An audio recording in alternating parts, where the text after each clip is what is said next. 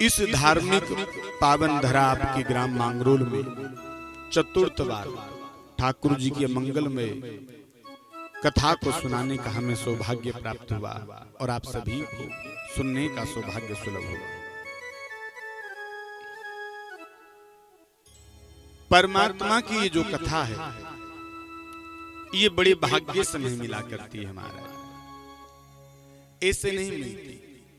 कई जन्मों के जब इस जीवात्मा के पुण्य उदय होते हैं तब जाकर के ये भगवान के मंगल में कथा हमें श्रवण करने को मिल पाती है। संत महात्मा देखो बड़ा सुंदर कहते हैं भाव जगत में कि कोटि जन्म के पुण्य जब उदय हो ये एक संग, मिटे हृदय की मलिनता तब भावे सत्संग।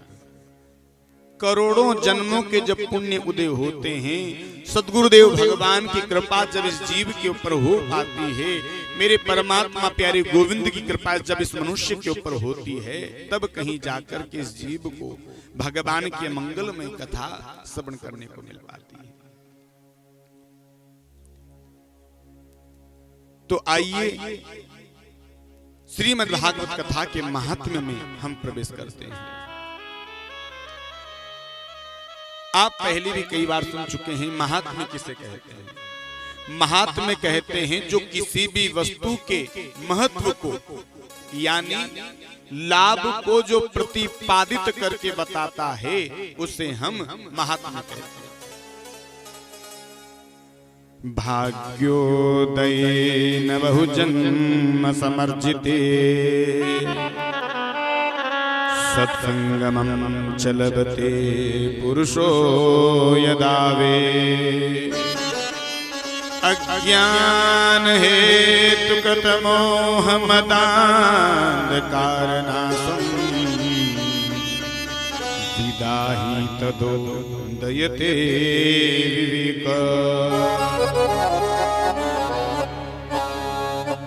भागवत वर्णन कर रही है इस जीव के एक जन्म के नहीं अनंत जन्मों के लिखा है भाग्योदयेन बहुजन्म, अर्थात कई जन्मों के जब पुण्य उदय होते हैं तब कहीं जाकर के जीव को भगवान के मंगल में कथा श्रवण करने को मिल पाती है। अब यहां पर प्रश्न ये खड़ा होता है कि ये भागवत सुनी क्यों जाती है, इस कथा के सुनने के फल क्या हैं, किसने पहले इस कथा को सुना और उसे इस कथा के सुनने से क्या फल मिला। आखिर इस कथा को 7 दिन में ही क्यों सुना जाता है, आखिर इस कथा को 7 दिन में क्यों सुना जाता है, 7 दिन में सुनने की क्या रीति है, क्यों इसको सप्ताह जी कहते हैं। इन सारी बातों का जिसमें विवेचन किया जाता है उसे महात्म्य कहते हैं। इस कथा के सुनने की रीति क्या है, नियम क्या है, इन सारी बातों का जिसमें वर्णन किया जाता है उसे हम महात्म्य कहते हैं। भगवान की कथा कभी हमें मनोरंजन की दृष्टि से नहीं सुनना चाहिए। देखो कई जन्मों के आपके पुण्यों की कमाई है, उस कमाई को फल है ये भागवत कथा। तो कभी हमें भगवान की इस कथा को मनोरंजन की दृष्टि से नहीं सुनना चाहिए। कथा में इसलिए आकर के नहीं बैठे कि कथा सुनने से हमारा व्यापार ठीक चलने लगेगा, व्यापार तो अपने आप चलेगा महाराज। कथा में इसलिए नहीं आए कि कथा सुनने से हमारे बेटे का ब्याह हो जाएगा। हमें कथा इसलिए सुनना चाहिए कि कथा सुनना हमारा धर्म है और कथा सुनने से हमारे जीवन में किंचित कुछ तो परिवर्तन आएगा। परिवर्तन की दृष्टि से हमें इस कथा को सुनना चाहिए। और जो लोग इस दृष्टि से कथा को सुनते हैं कि चलो सहेलियों से मिलना जुलना, बहुत दिन हो गए, बहुत दिन से मिलना जुलना नहीं हुआ और कथा हो रही है, खूब सहेली आएंगी, चलो वहां मिलना जुलना हो जाएगा। तो जो मनोरंजन की दृष्टि से इस कथा को सुनते हैं, ध्यान रखना वो पाप करते हैं। बहुत से लोग सोचते हैं चलो घर में नाती पोते तो सोने नहीं देते और कथा हो ही रही है, बड़ी सुंदर वहां 4 घंटे की समाधि लगाएंगे। हाँ, पता और नहीं चलता। बहुत से लोग सोचते रहे नाचे बहुत दिन हो गए, अभी तो घर मास चल रहा है, अभी तो शादी ब्याह भी नहीं, चलो कथा में चलो, इस बहाने से नाचना गाना हो जाएगा। भगवान की इस दिव्य कथा को मनोरंजन की दृष्टि से कभी नहीं सुनना चाहिए महाराज। और जो इस कथा को मनोरंजन की दृष्टि से सुनते हैं वो पाप करते हैं। और वैसे तो आजकल ये कथा केवल लोगों ने मनोरंजन का साधन से बना दिया। जो सबसे ज्यादा भजन कथा में गाए वही महाराज सबसे श्रेष्ठ है। लेकिन महात्म्य में वर्णन किया गया है कि भगवान की इस मंगलमय कथा को मनोरंजन की दृष्टि से कभी नहीं सुनना चाहिए। जो मनोरंजन की दृष्टि से इस कथा को सुनता है वो पाप करता है। तो आइए महात्म्य में हम प्रवेश करते हैं। सच्चिदानंद रूपाय विश्वोत्पत्त्यादिहेतवे तापत्रय विनाशाय श्री कृष्णाय वयं नमः।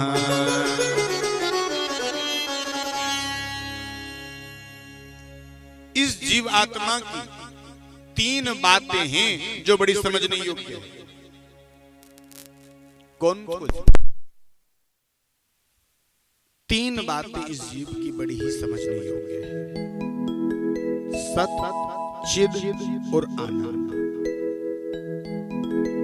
कोई आपसे यदि पूछ लेता है कि परमात्मा कैसे हैं, परमात्मा कृष्ण का स्वरूप कैसा है, क्या बताओगे?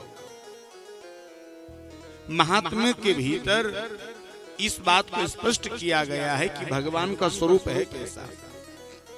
भगवान का स्वरूप है सच्चिदानंद रूपाय। अब सच्चिदानंद किससे कहते हैं?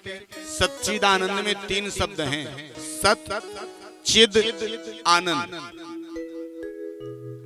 सत किससे कहते हैं? सत कहते हैं अविनाशी को। अविनाशी का अर्थ होता है जो पहले भी सत्य था। पहले कब? जब ये दुनिया नहीं बनी थी। और मध्य में भी सत्य है, जब आप बन गए, हम बन गए, समस्त संसार बन गया, तब भी सत्य विद्यमान। और अंत में जब कुछ नहीं बचेगा तो अंत में भी ये सत्य ही बचेगा। इस संसार में सदा रहने वाला यदि कुछ है तो केवल सत्य है। आप और हम सदा रहने वाले नहीं हैं। इस संसार में सदा कोई रहने वाला है तो केवल सत्य रहने वाला है।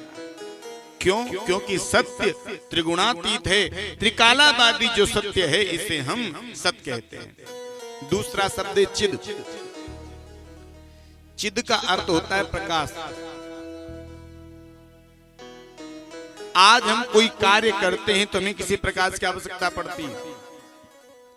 प्रकाश के अभाव में हम कुछ काम कर नहीं सकते।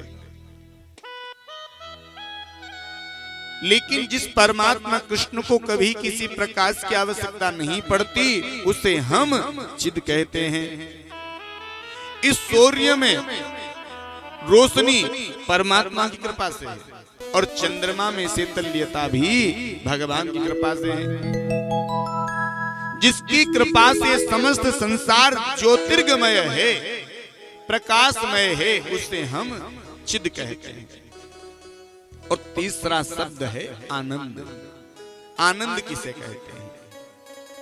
आनंद की देखो उपनिषदों में बड़ी सुंदर परिभाषा दी गई है। आनंद किसे कहते हैं? आनंद कहते हैं आत्मा के बोध को। आनंद होता है जिसके प्राप्त होने के बाद कुछ और वस्तु को प्राप्त करने का मन ही न करे, उसे हम कहते हैं आनंद। संसार में आनंद नहीं है। संसार का जो सुख है, संसार का जो आनंद है, ये क्षणिक देर का आनंद है। मान लो कोई कहीं से चल कर के आया, बड़ा थका हुआ था, कमरे में जाकर के एसी चालू करी, बिस्तर पर 4 घंटे की नींद निकाली। जैसी 4 घंटे की नींद से खड़ा होता है, क्या कहता है? अरे महाराज आनंद आ गया, बड़ी मीठी नींद आई। बोलो, वो 4 घंटे की मीठी नींद कोई आनंद बता दे रहा है? किसी की बड़ी जोरों की भूख लगी हुई हो, यदि भर पेट उसको भोजन करवा दिया जाए तो कहता है अरे महाराज आनंद आ गया, बड़ा स्वादिष्ट भोजन था। लो, यहाँ पेट भरने का नाम ही बहुत आनंद है। अरे यदि पेट भरने का नाम आनंद है तो ये तो थोड़ी सी देर का आनंद है, इससे आनंद नहीं कह सकते।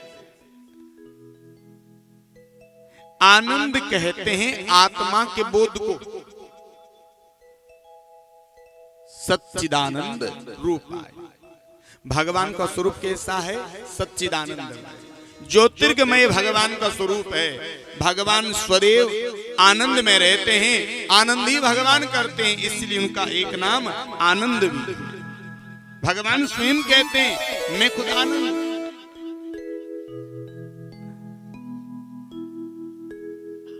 भगवान का स्वरूप समझ में आ गया।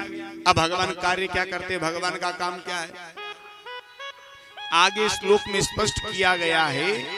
विश्वोत्पत्ति आदि हेतु, जो इस विश्व की उत्पत्ति करते हैं, इस विश्व का जो पालन करते हैं और समय आने पर इस विश्व का लय भी कर देते हैं।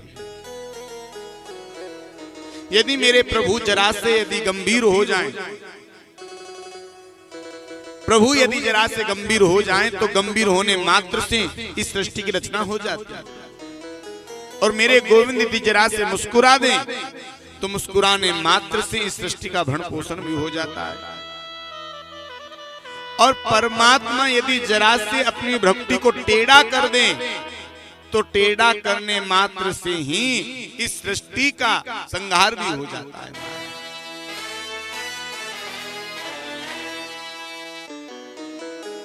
विश्वोत्पत्ति आदि हेतु। आगे लिखा भगवान क्या करते ये भी समझ में आ गया। भगवान की कथा के सुनने से होगा क्या, ये भी आप कह करके बताओ। तो आगे श्लोक में लिखा गया है तापत्रय विनाशाय। 3 प्रकार के ताप कौन से होते हैं, ये गोस्वामी जी महाराज ने रामचरित्र मानस में वर्णन करके बताया है। देहिक देविक भौतिक तापा,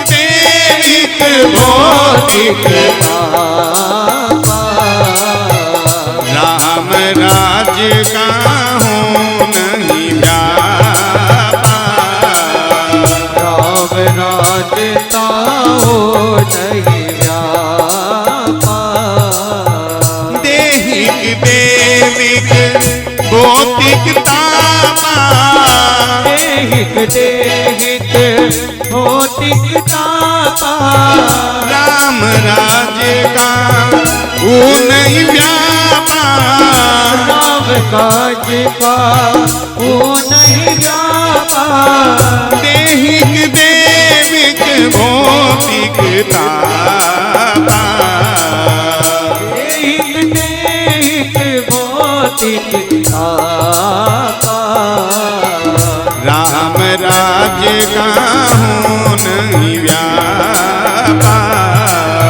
राम काज का हो नहीं व्यापा। ये 3 प्रकार के ताप गोस्वामी जी तुलसी जी ने रामचरितमानस में वर्णन करके बताया है। देहिक देविक भौतिक तापा, ये 3 प्रकार के ताप। देहिक ताप किसे कहते हैं? देह यानी होता ये शरीर। इस शरीर के द्वारा जो हमें कष्ट भोगने पड़ते हैं उसे कहते हैं देहिक ताप। देवी यानी देवी देवता, देवी देवताओं के द्वारा जो हमें कष्ट दिया जाता है, तकलीफें दी जाती है, उसे कहते हैं देविक ताप। तीसरा भौतिक ताप। भौतिक यानी ये दुनिया, ये संसार, इस दुनिया के द्वारा, इन दुनिया वालों के द्वारा जो हमें कष्ट दिए जाते हैं उसे कहते हैं भौतिक ताप।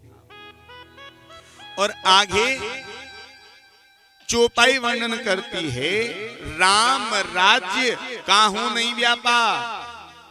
राम राज्य में ये तीनों ही ताप किसी जीव आत्मा को सताया नहीं करते थे।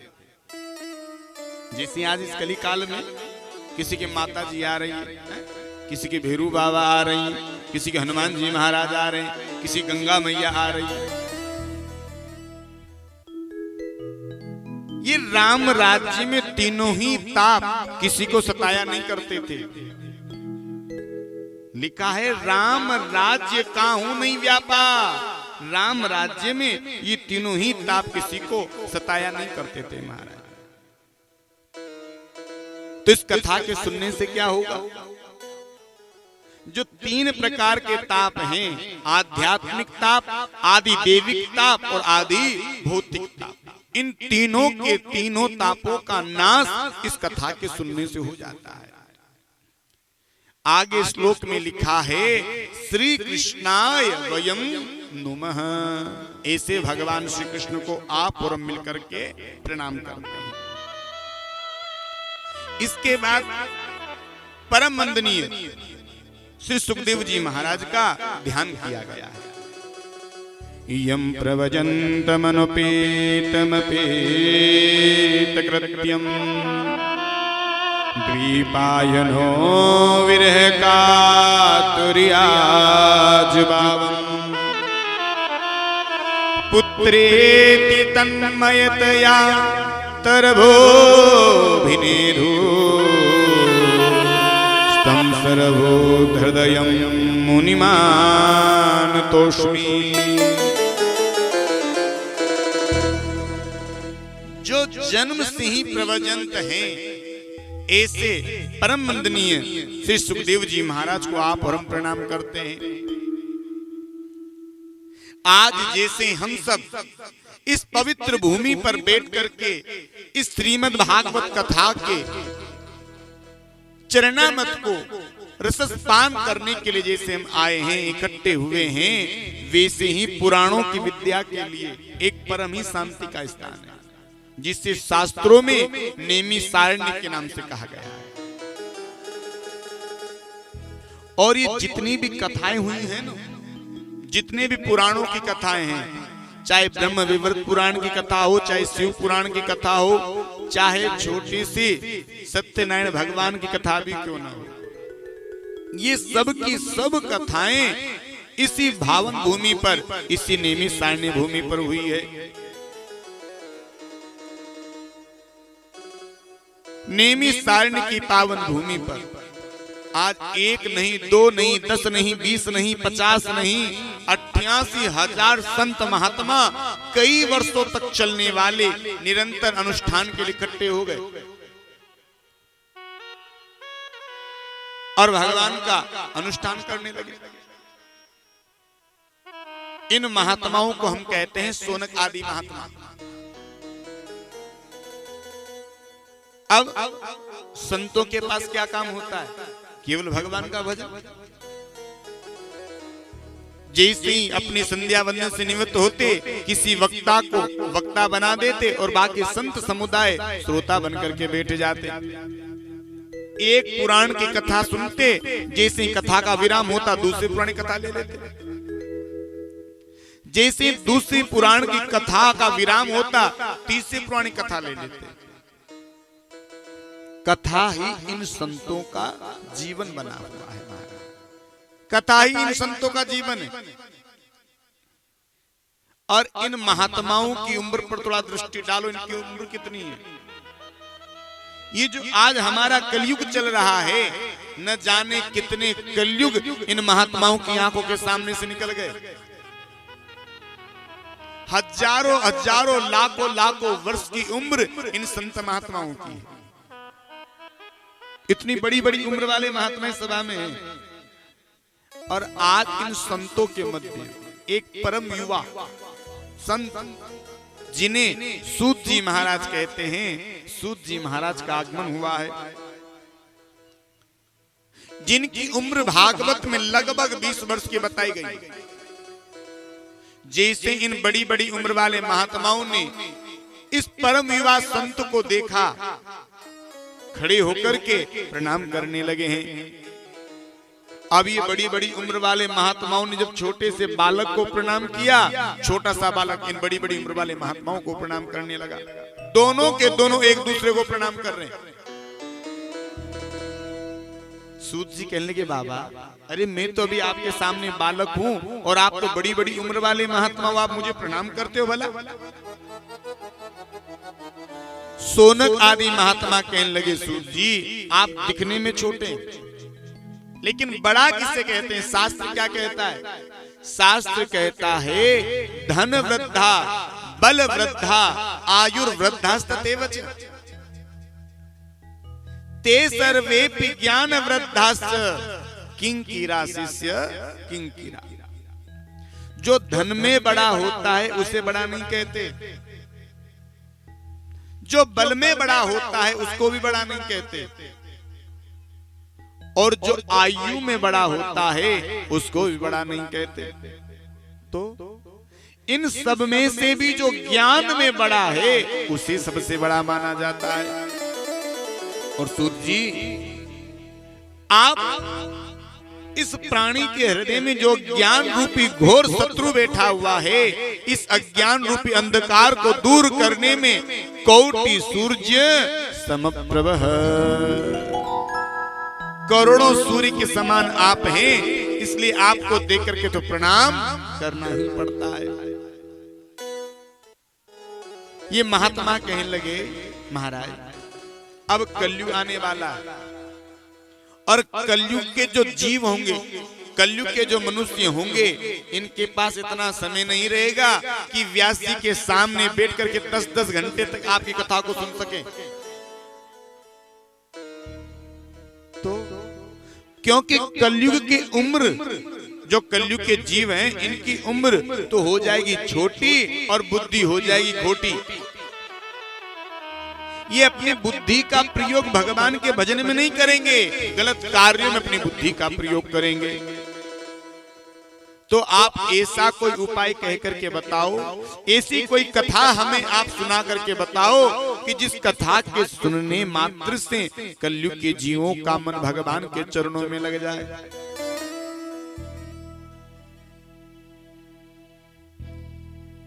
आज सोनक आदि महात्माओं ने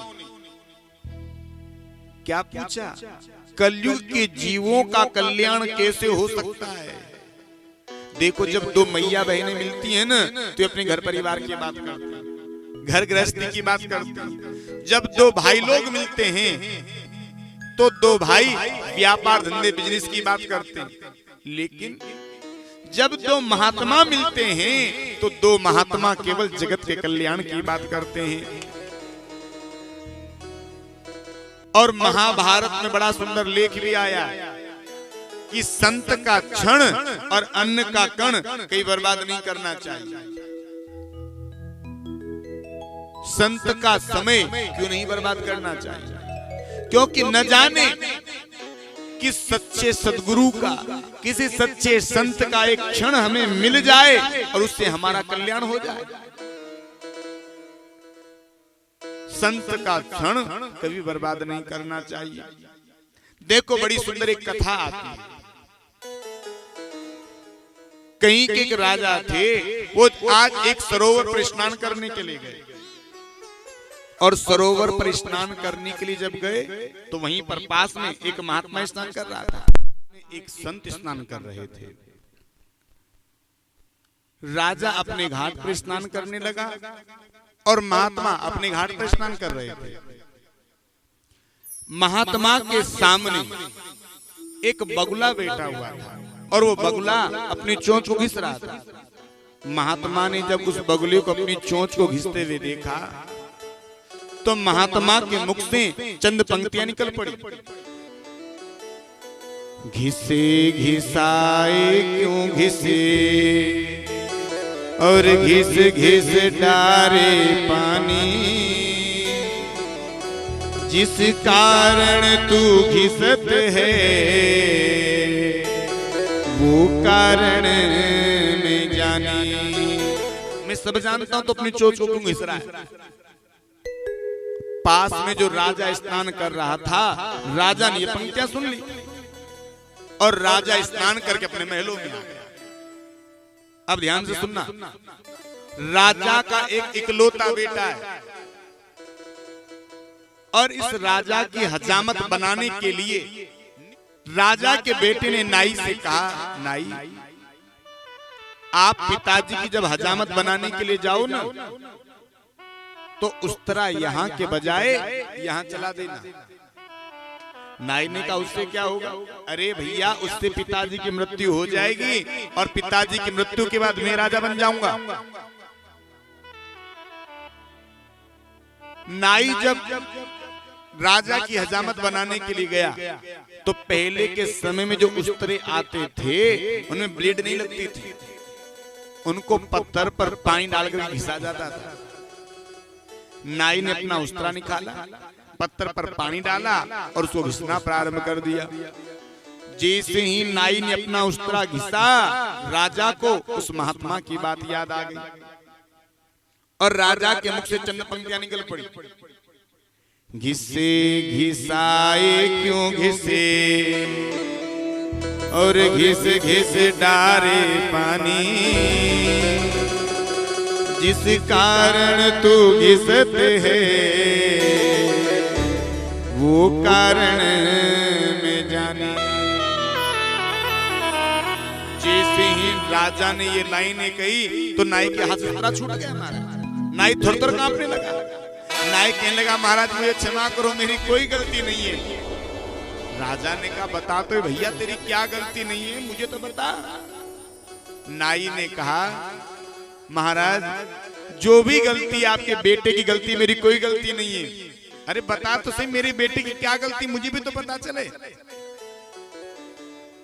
नाई ने कहा, महाराज जब आज मैं आपकी हजामत बनाने के लिए आ रहा था ना तो आपके बेटे ने मुझे रोक लिया और मुझे लालच दिया और मुझसे कहा कि आज जब तू पिताजी की हजामत बनाने के लिए जाए तो उस तरह यहाँ के बजाय यहाँ चला देना।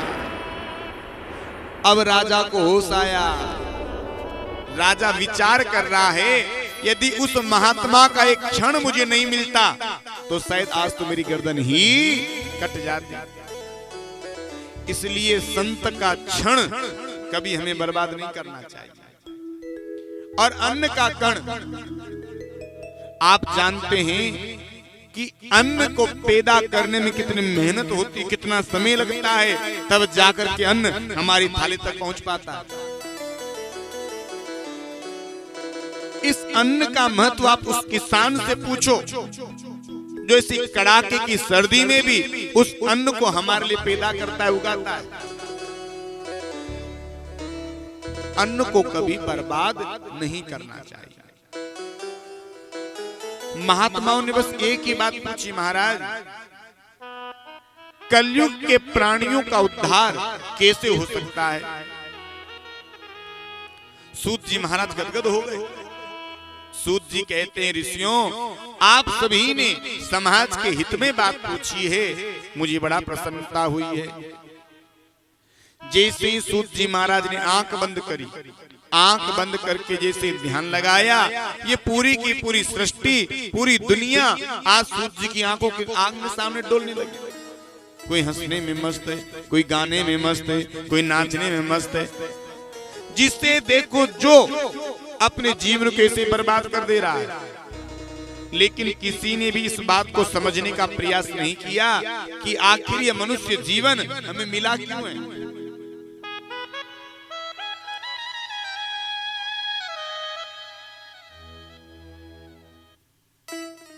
किसी ने इस बात को समझने का प्रयास नहीं किया, क्योंकि आज के जो हम मनुष्य हैं, हमारी सबसे बड़ी भ्रांति क्या है? हम चिंता बहुत करते हैं, लेकिन चिंतन बिल्कुल नहीं करते। चिंता बहुत करते हैं। चिंता किसे कहते हैं? चिंता होती घर परिवार की, चिंता होती है बेटे बहू की, चिंता होती घर संसार की। चिंता कैसे करते हैं?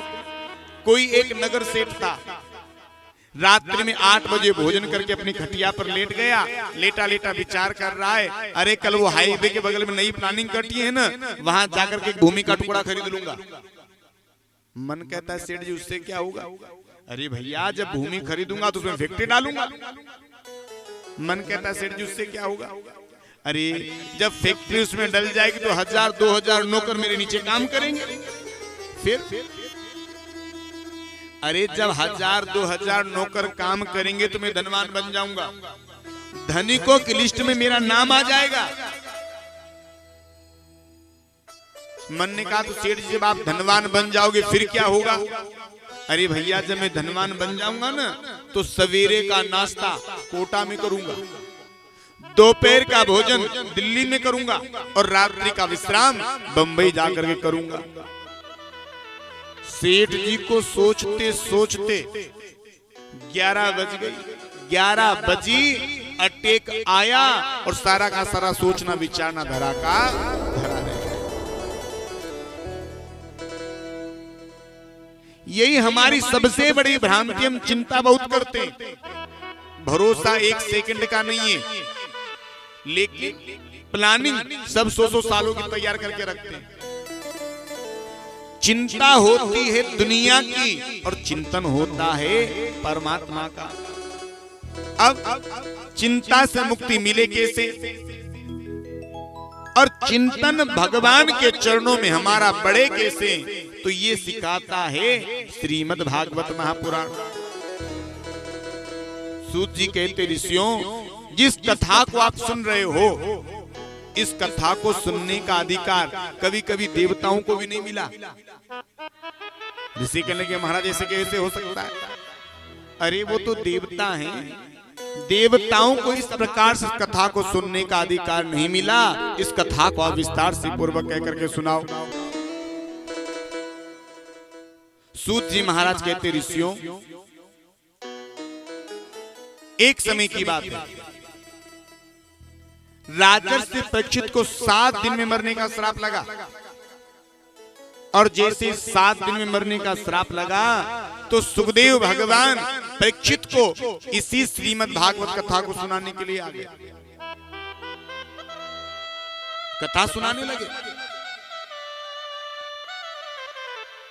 देवताओं को इस विषय में पता चला कि परीक्षित को 7 दिन में मरने का श्राप लगा है, तो परम दुर्लभ जो वस्तु है अमृत लेकर के आ गया और कहा, गुरुदेव हमने सुना है कि परीक्षित को 7 दिन में मरने का श्राप लगा है। बोले हाँ, तो देखो हम इनके लिए अमृत लेकर के आए, इस अमृत को आप इनको पिला दो, उससे क्या होगा? बोले परीक्षित मरेगा नहीं, अमर हो जाएगा।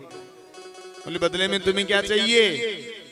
बोले जो इसको आप ये श्रीमद् भागवत कथा सुनाने जा रहे हो, यही श्रीमद् भागवत कथा आप हमें प्रदान कर दो। कहने का मतलब अदला बदली कर लो। सुखदेव जी ने विचार किया, कहां तो ये स्वर्ग रूपी अमृत और कहां ये भागवत रूपी अमृत, भला इन दोनों की बराबरी हो कैसे सकती है? को स्वधा को कथा लोके क्वाच को मणिर महान एव रातो विचार एव तदा देवांच हास। इस भागवत की तुलना सुखदेव जी ने किससे करी? इस भागवत की तुलना पारस के पत्थर से करी और स्वर्ग के अमृत की तुलना एक कांच के टुकड़े से करी है। भला पारस पत्थर की बराबरी कोई कांच का टुकड़ा कर सकता है? कभी नहीं कर सकता महाराज। सुखदेव जी ने विचार क्या हो सकता है, ये परीक्षित अमृत पीना चाहता हूं, एक बार इससे ही पूछ ले। अरे परीक्षित क्या तुम अमृत पीना चाहोगे? भैया धन्य है परीक्षित जी महाराज। परीक्षित जी ने मना कर दिया। गुरुदेव कहते हैं परीक्षित इस अमृत के पीने से अमर हो जाओगे। परीक्षित जी ने कहा गुरुदेव ये तो ठीक है कि अमृत पीने से मैं अमर हो जाऊंगा, मैं मरूंगा नहीं, लेकिन जो जीवन मरण का जो चक्कर है इससे वो कट सकता है, लेकिन जीवित रह करके जो मुझे दुख मिलेंगे, जो कष्ट मिलेंगे, जो व्याधियां मुझे झेलनी पड़ेगी, उन सब की मुक्ति इस स्वर्ग रूपी अमृत से नहीं हो सकती। क्योंकि स्वर्ग रूपी अमृत पीने के बाद क्या होता है, भगवान शंकराचार्य कहते हैं पुनरपि जननम पुनरपि मरणम पुनरपि जननी जठरे सेनम। बार बार जन्म लेना पड़ता है और बार बार मर जाना पड़ता है। इसलिए गुरुदेव ये स्वर्ग रूपी अमृत मुझे नहीं पीना, मुझे केवल आप भागवत रूपी अमृत पान करवाइए। सुखदेव जी ने देवताओं को भक्त समझा और अभक्त समझ करके यहां से भगा दिया। अभक्ता तास्य विज्ञाय न ददोष कथामृतम् श्रीमद् भागवतीर वार्ता सुराणामपि दुर्लभा। सुर यानी देवता, दुर्लभ यानी कठिन। ये भागवत की कथा उन देवताओं के लिए भी कठिन है जो हम कलिकाल के मनुष्यों के लिए, इस मृत्यु लोक के जीवों के लिए सुलभ हो पाई।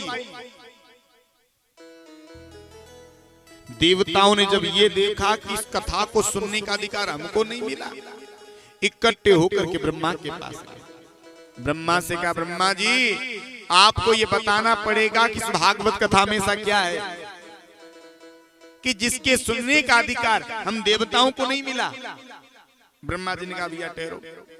ब्रह्मा जी ने मानसिक रूपी तराजू लिया और अपने मन रूपी तराजू के एक पलड़े में दुनिया के सारे ग्रंथ विराजमान कर लिए और दूसरे पलड़े में अकेले भागवत कथा को विराजमान कर दिया। जैसे ही पलड़े को उठाया क्या देखा, लघुन्य यानी जातानि गौरवेण इदं महत् तदा ऋषि गणा सर्वे विस्मयम परमं युयुः। जैसे ही तराजू को उठाया सबके सब विस्मय में भर गए। क्यों? क्योंकि जिस पलड़े में यह भागवत ग्रंथ विराजमान था, यह पलड़ा पृथ्वी से उठा तक नहीं मारा। अरे भाई जिसमें वजन ज्यादा रहेगा वही तो नीचे झुकेगा ना।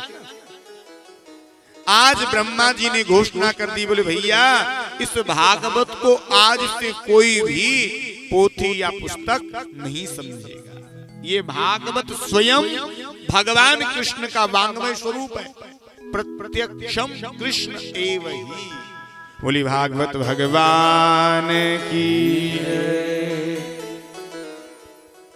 सूत जी कहते ऋषियों इस कथा की श्रवण विधि देवर्षि नारद ने अपने पिता ब्रह्मा से सुनी। इस कथा का अध्ययन तो अपने पिता ब्रह्मा से किया और श्रवण विधि सनत कुमारों से। बोले ऐसा कैसे हो सकता है महाराज? देवर्षि नारद कैसे संत हैं जो एक जगह पर टिकते नहीं,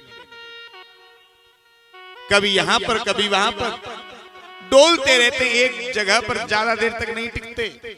और सनत कुमार ऐसे संत हैं जो ज्यादा डोलते नहीं है, ज्यादा फिरते नहीं है। एक महात्मा ऐसे हैं जो ज्यादा घूमते फिरते नहीं है और एक महात्मा ऐसे हैं जो वहां जगह जगह टिकते नहीं।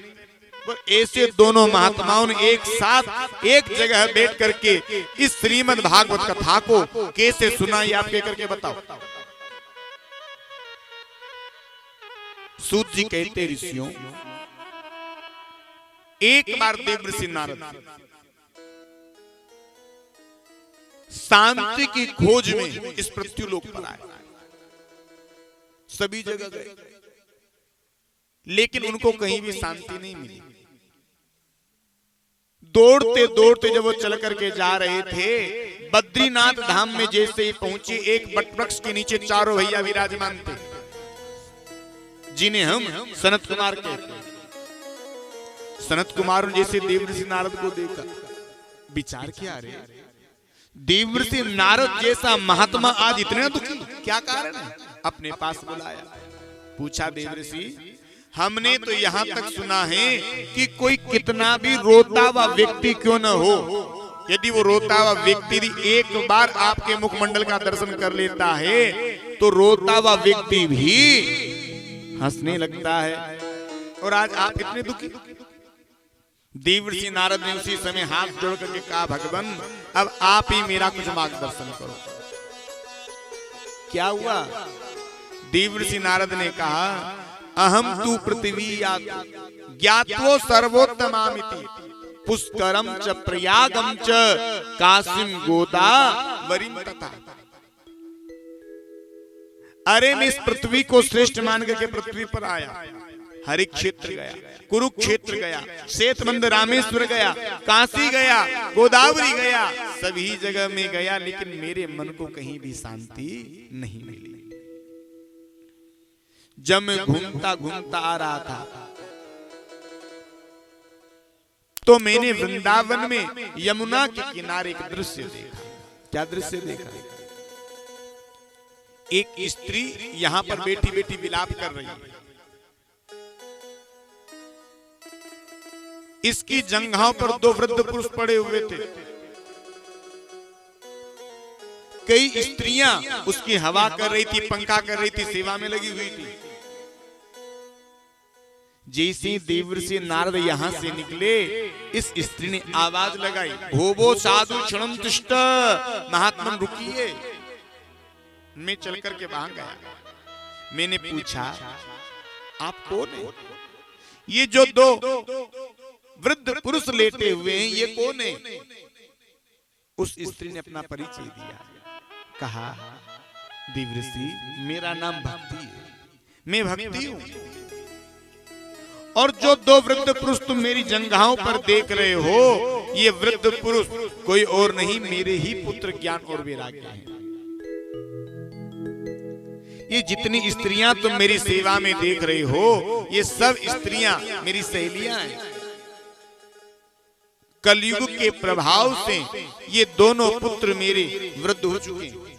और आप तो संत शिरोमणि हैं, आप तो भूत वर्तमान भविष्य सब जानने वाले हैं। आप ही मेरे पुत्रों की इस व्यथा को दूर करने का कोई प्रयास करें। देवर्षि नारद ने कहा, सनत कुमारो, मैंने वेदों का पाठ किया, वेदांतों का पाठ किया। हमारे हिंदू सनातन धर्म में एक रीति है कि जब किसी की मृत्यु होने वाली होती है ना, तो उसे गीता का पाठ सुनवाया जाता है। मैंने गीता का पाठ किया, एक बार नहीं कई बार किया। गीता पाठम मुहुर मुहुर, लेकिन जब तक पाठ चलता तब तक तो खड़े होकर के बैठ जाते। जैसे ही पाठ का विराम होता, धड़ाम से मूर्छित होकर गिर पड़ते। उस आकाशवाणी ने कहा, सत्कर्म करो, सत्कर्म करो, सत्कर्म करो। अब मैं आपसे ये पूछना चाहता हूं कि आखिर वह सत्कर्म कौन सा है, कि भक्ति के कष्ट की निवृत्ति कैसे हो। दूसरा प्रश्न मेरा ये है कि ज्ञान वैराग्य का बुढ़ापा दूर कैसे होगा। और तीसरा प्रश्न मेरा है कि उस आकाशवाणी ने कहा था सत्कर्म करो, तो आखिर वह सत्कर्म कौन सा है, आप कह करके बताएं। सनत कुमार कहते हैं, देवर्षि वह सत्कर्म कोई और नहीं है, यह भागवती सत्कर्म। सत्कर्म सूचको नूनम ज्ञान यज्ञ स्मृतो बुधे श्रीमद् भागवती लापा सतु गीतम सुकादिभिः। यह श्रीमद् भागवत महापुराणी व सत्कर्म है। आप इसी भागवत का पाठ करो। बोले महाराज, अब देखो मैं तेरा सन्यासी महात्मा, अब मैं क्या जाऊं, कहाँ वक्ता मिलेंगे, क्या क्या इसकी व्यवस्था होगी, और आप ही इस कथा को हमारे लिए पढ़ करके सुना दे तो कैसा है। सनत कुमारों ने कहा, देखो देवर्षि, हम केवल भगवान का भजन करते हैं, ये कथा बता के चक्कर में हम नहीं पढ़ते। देवर्षि ने बहुत कहा, तो सनत कुमार आखिर कथा सुनाने के लिए तैयार हो गए। अब कथा कैसे होगी? कथा के लिए श्रोता और वक्ता का आमने सामने होना पड़ता है। श्रोता बैठे कहां? वृंदावन में, और कथा को कहने वाले कहां बैठे? बद्रीनाथ। सनत कुमारों ने कहा देखो कथा उनको सुननी है तो वो चल करके यहाँ आए, भला हम क्यों जाएंगे यहाँ से बाहर। देवर्षि नारद ने कहा महाराज कुछ उपाय करो। सनत कुमारों ने एक नियम निकाला, थोड़ा उनसे को वो आगे चल करके आए और थोड़ा हम आगे चल करके जाएंगे। तो ठीक मध्य में जो स्थान पड़ता है वो है हरिद्वार। हरिद्वार से जितनी दूरी वृंदावन की है उतनी ही दूरी यहां से वृंदावन की है। जितना दूर हरिद्वार से वृंदावन पड़ता है उतना ही दूर बद्रीनाथ पड़ता है। ठीक मध्य गंगा के पावन घाट पर एक बटवृक्ष के नीचे चारों भैया आकर के विराजमान हो गए। देवर्षि नारद ने सामने 3 आसन बिछा दी और हाथ जोड़ करके कहा हे भक्ति माता, आप जहां कहीं भी हो आओ और आकर के अपना स्थान ग्रहण करो, क्योंकि हमने आपके कष्ट की निवृत्ति के लिए इस कथा का आयोजन किया है। अब भक्ति आई है लेकिन किसी को दिखाई नहीं दे रही। इधर सनत कुमारों ने कथा को प्रारंभ कर दिया। जैसे कथा प्रारंभ हुई, बड़े बड़े संत महात्माओं के कानों में जैसे इस कथा का सुर गया, सारे के सारे महात्मा अपनी अपनी तपस्या को छोड़ छोड़ करके कथा में दौड़ने लगे। विचार कर रहे, अरे बड़ा सुंदर अवसर मिला है, इससे सुंदर अवसर हमें और नहीं मिल सकता। और यही सुंदर सुलभ अवसर आप समस्त मांगरोल वासियों को भी मिला है। कोई बिड़लाई ऐसा भागा होगा जिस भागवती ज्ञान गंगा में डुबकी लगा करके अपने जीवन को धन्य नहीं बना पाए। बड़ा सुंदर अवसर आप सभी को भी मिला है। मोको लाग्यो रे सतसंगी मारो भाग जाग्यो रे, मोको लाग्यो रे अररर मोको लाग्यो रे सतसंगी मारो भाग्यो रे, मोको लाग्यो रे, मोको लाग्यो, मोको लाग्यो, मोको लाग्यो, मोको लाग्यो, मोको लाग्यो, मोको लाग्यो, मोको लाग्यो, मोको लाग्यो, मोको लाग्यो रे, मोको लाग्यो रे अररर मोको लाग्यो रे। हरि को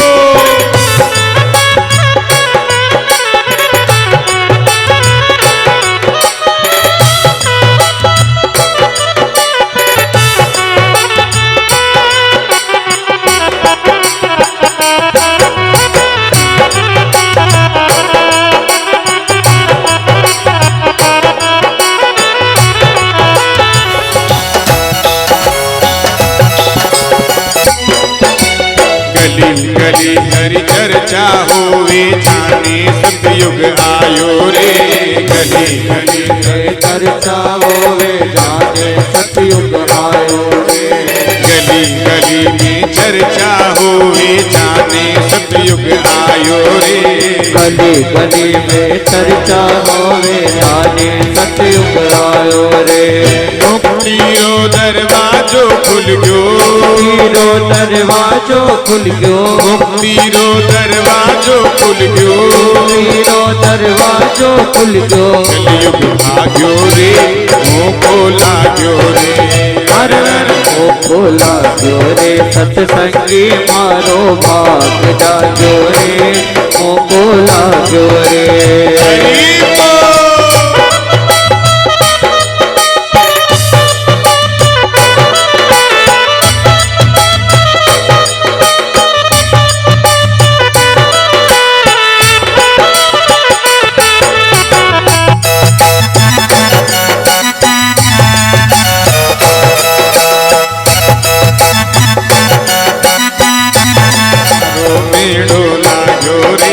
दूर दूर से संत पधार्या मारो मेड़ो लाग्यो रे। दूर दूर से भक्त पधार्या मारो मेड़ो लाग्यो रे। दूर दूर से संत पधार्या मारो मेड़ो लाग्यो रे।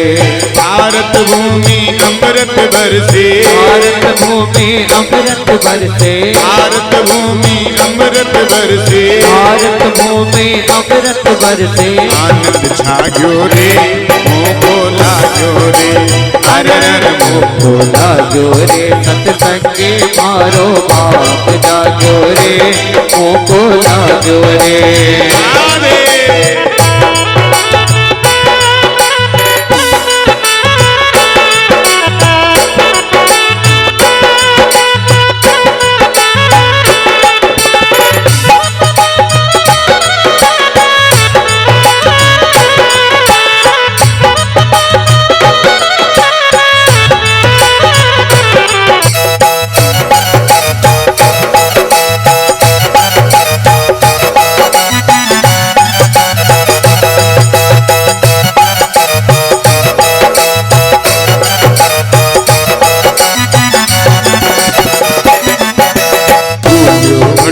जीव जंत जो ई अवसर में आयो रे, भूलो भटक्यो जीव जंतु जो इस अवसर में आयो रे, भूलो भटको जीव जंत जो ई अवसर में आयो रे, भूलो भटक्यो जीव जंतु जो इस अवसर में आयो रे। तीरथ तो सारा कर लीना, तीरथ तो सारा कर लीना, तीरथ तो सारा कर लीना, तीरथ तो सारा कर लीना, गंगा नायो रे मोको लाग्यो रे, अरर मोको लाग्यो रे, सत्संगे मारो बाप जाग्यो रे, मोको लाग्यो रे, मोको लाग्यो, मोको लाग्यो, मोको लाग्यो, मोको लाग्यो, मोको लाग्यो रे, मोको लाग्यो रे, अरर मोको लाग्यो रे, सत्संगे मारो बाप जाग्यो रे, मोको लाग्यो रे, अरर मोको लाग्यो रे, सत्संगी मारो बाप जाग्यो रे, मोको लाग्यो रे, अरर मोको लाग्यो रे, सत्संगे मारो बाप जाग्यो रे, मोको लाग्यो रे। गुरु भगवान की जय। जैसे ही कथा प्रारंभ हुई, ये बड़े बड़े संत महात्मा अमलात्मा विमलात्मा जो बैठे हुए थे ना, सबके सब अपने अपने तपस्या को छोड़ छोड़ करके सीधे कथा में आ गए, और देखते ही देखते कुंभ जैसा वातावरण बन गया। हजारों महात्माओं की भीड़ यहाँ पर उमड़ पड़ी। कथा जब चल रही थी तो चलती कथा में देवर्षि नारद खड़े हो गए। यद्यपि चलती कथा में खड़ा होना पाप बताया गया है। हाँ, आपको कोई प्रश्न है, कोई मन में संशय है तो आप बाद में उस संशय को मिटा सकते हैं, लेकिन चलती कथा में ऐसा कोई कृत्य नहीं करना चाहिए जिससे कथा में विघ्न पैदा हो। चलती कथा में देवर्षि नारद खड़े हो गए, हाथ जोड़ के कहा, महाराज कुछ पूछने का मन करता है। सनत कुमार ने कहा, जब तुम खड़े हो ही गए हो तो पूछो। महाराज, कोई भक्त व्यक्ति इस कथा को सुनकर के मुक्त हो जाता है तो कोई आश्चर्य की बात नहीं है, पर क्या कोई पापी व्यक्ति इस कथा को सुन ले तो क्या पापी व्यक्ति की भी मुक्ति इस भागवत से हो सकती है? सनत कुमार कहते हैं, देवर्षि, हाँ, कोई कैसा भी पापी क्यों न हो, वो पापी जीव इस कथा में आकर किसी के माध्यम से बैठ जाता है तो उस पापी की मुक्ति भी इस भागवत कथा से हो सकती है।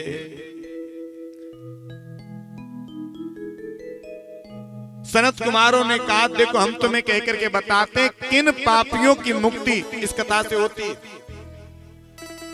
जिसने जीवन भर असत्य संभाषण किया हो, मांस का भक्षण किया हो, मदिरा का पान किया हो, दूसरों को सताया हो, दूसरों को कष्ट दिया हो, दूसरों की जमीनें हड़पी हो, और हम यहां तक कहेंगे जो अपने माता पिता का हत्यारा भी क्यों न हो, वर्ण संकर पद्धति से जो उत्पन्न हुआ हो, माँ किस बिरादरी की, पिता किस बिरादरी का, ऐसा जीव इस कथा में आकर के बैठ जाता है तो उस जीव की भी मुक्ति इस कथा के सुनने से हो जाती है। और हम तो यहाँ तक कहेंगे कोई कितना भी पापी व्यक्ति क्यों न हो और मरने के बाद भले वो प्रेत योनि में चला गया हो, उस प्रेत योनि में बैठे उस प्रेत के निमित्त किसी संत से या किसी ब्राह्मण से इस भागवत कथा को करवा दिया जाए तो उस प्रेत की भी मुक्ति इस कथा से संभव है। देवऋषि ने कहा महाराज हमारे समझ में नहीं आया। अरे प्रेत की भी मुक्ति इस कथा से हो सकती है? नहीं, हम नहीं मानते। तो सनत कुमारों ने एक बड़ी सुंदर कथा कह करके सुनाई। देवऋषि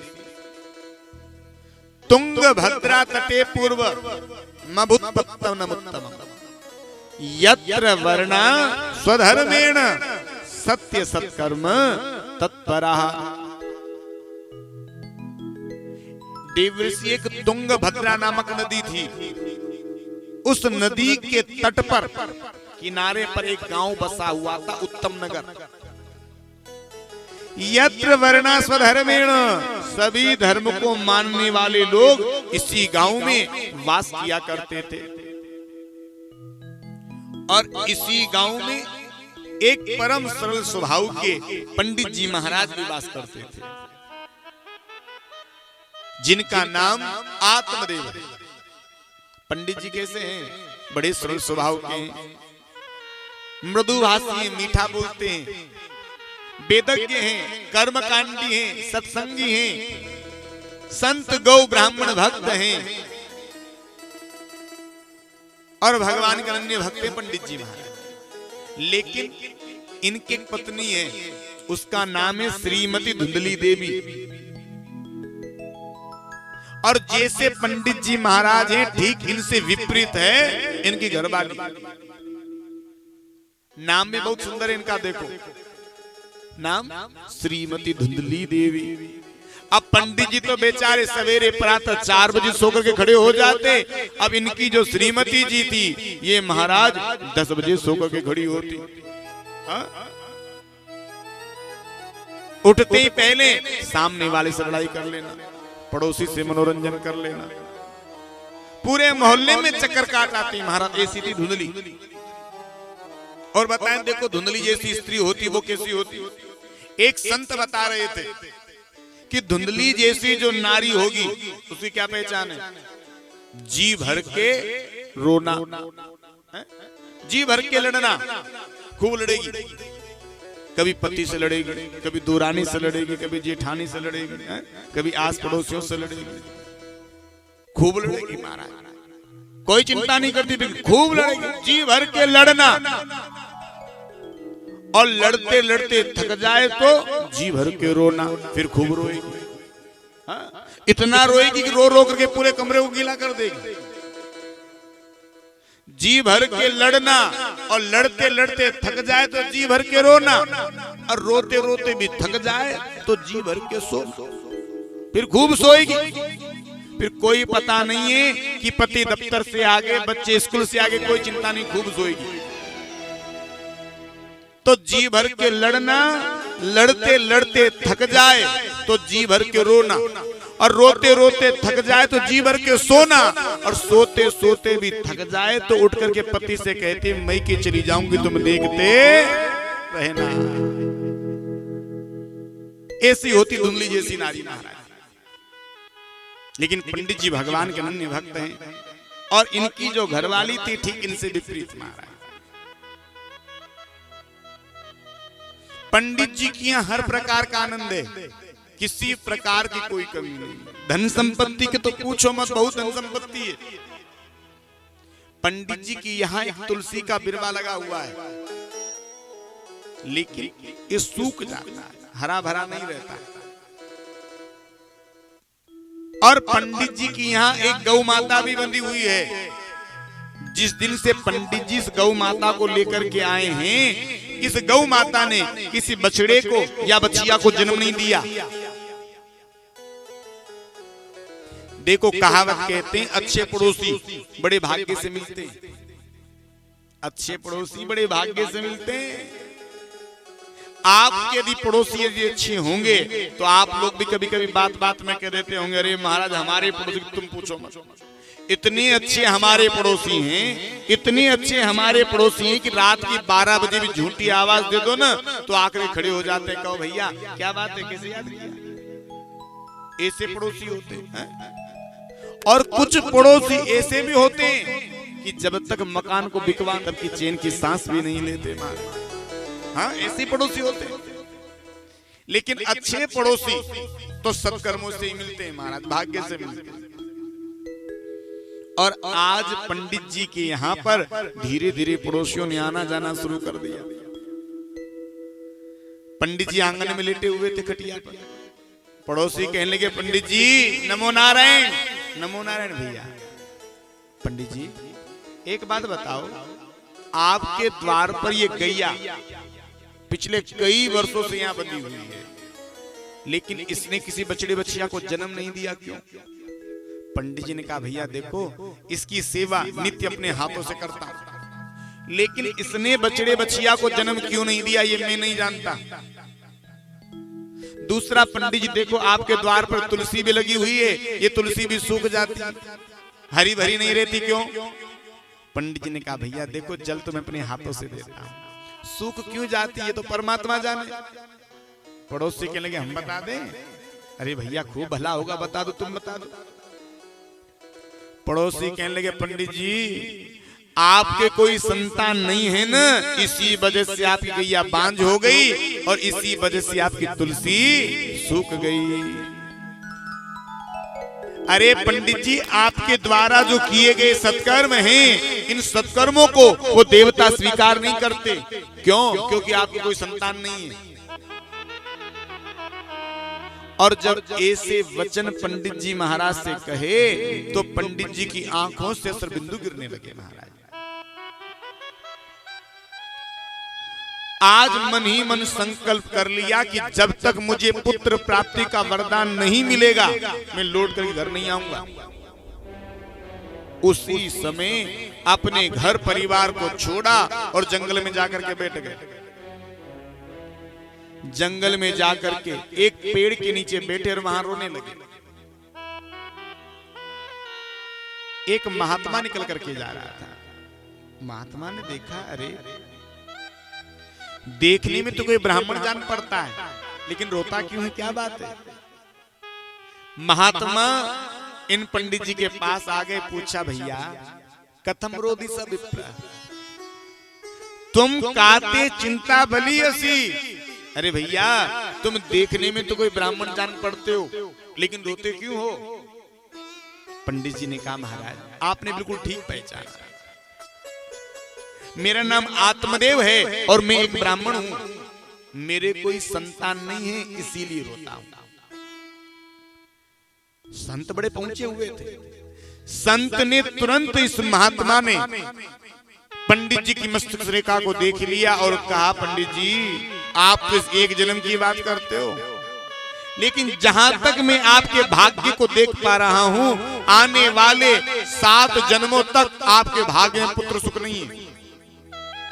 पंडित जी ने कहा लो, हम तो एक जन्म के दुख से दुखी थे और महात्मा ने 7 जन्मों का दुख सुना दिया। महात्मा ने कहा पंडित जी क्या करोगे बेटा लेकर के? ये दुनिया के जो बेटे हैं, ये दुनिया का जो हमारा परिवार है, बेटा बहू है, हमेशा माता पिता को रुलाते हुए आए हैं, क्या करोगे बेटा लेकर के? जिन बच्चों के लिए हम रात रात जागा करते हैं, जिन बच्चों के लिए दिन रात बिगाड़ दिया करते हैं, मैया कई दिन तक उस बेटे के लिए भोजन नहीं ग्रहण करती, पिता कई दिन तक रात में जाग करके अपने बेटे के लिए नींद हराम करता है, वही बेटे बड़े होकर के माता पिता को रुलाते हैं। क्या करोगे बेटा लेकर के? अरे पंडित जी मेरा कहना मानो, इस लड्डू गोपाल को अपना बेटा बना लो।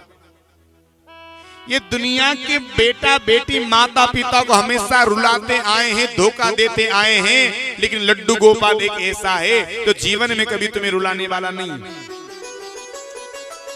मेरा कहना मानो, लड्डू गोपाल को अपना बेटा बना लो। महात्मा ने कहा, अरे पंडित जी हम तो ये कहेंगे कि परमात्मा ने तुम्हें यदि बेटा नहीं दिया, समझ लो परमात्मा की बहुत बड़ी महती कृपा तुम्हारे ऊपर हो गई। अरे भाई एक बात बताओ, आज हम में से किसी के पुत्र नहीं होता, हम क्या करते हैं जी? 2, 5, 10 साल रोते हैं, फिर चुप हो जाते हैं। क्या करे भैया, भाग्य में नहीं था तो नहीं मिला। और मान लो परमात्मा ने तुम्हें बेटा बेटी दे दिया, होने के बाद वो मर गया, फिर हम क्या करते हैं? साल 6 महीने रोते हैं, फिर चुप हो जाते हैं। भैया भगवान ने दिया तो था, नहीं बचा, अब क्या करें? पर पंडित जी परमात्मा ने तुम्हें बेटा दे दिया और देने के बाद वो नालायक निकल गया, पूरे जीवन भर आपको रुलाएगा। क्या करोगे बेटा लेकर के? मेरा कहना मानो, लड्डू गोपाल को तुम अपना बेटा बना लो। ये लड्डू गोपाल जीवन में कभी तुम्हें दुख देने वाला नहीं है, ये जीवन में कभी तुम्हें रुलाने वाला नहीं है। पंडित जी तो पुत्र मोह में अंधे हो गए थे। पंडित जी ने कहा, महाराज मुझे आपकी कथा नहीं सुननी, आप मुझे पुत्र प्राप्ति का वरदान दो। महात्मा ने कहा, भैया तू कहां से, तेरे भाग्य में ही नहीं। पंडित जी कहने लगे, महाराज संत जो चाहे सो कर सकता है, आप यदि चाहें तो मुझे पुत्र प्राप्ति का वरदान भी दे सकते हैं। संत बहुत दयालु होते हैं। मक्खन को नवनीत से भी, मक्खन से भी कोमल भगवान संत का हृदय, गोस्वामी जी ने बताया है।